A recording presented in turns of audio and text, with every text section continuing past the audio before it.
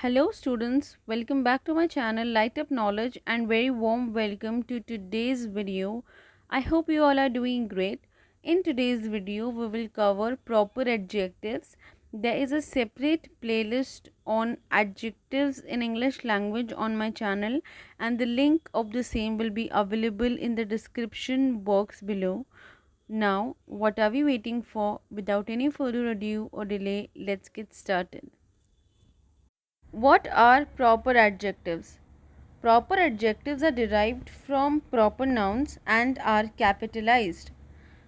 We derive proper adjectives from proper nouns. Now, what are proper nouns? Proper nouns name specific nouns like India, Japan, Lightup Knowledge, name of a YouTube channel, right? It names particular name, specific name. So we derive proper adjectives from proper nouns and we capitalize them because they are proper.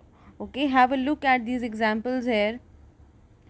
He is Irish by birth but an American citizen now.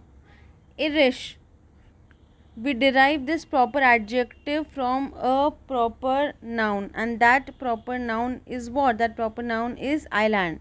Similarly, from America we have derived a proper adjective American.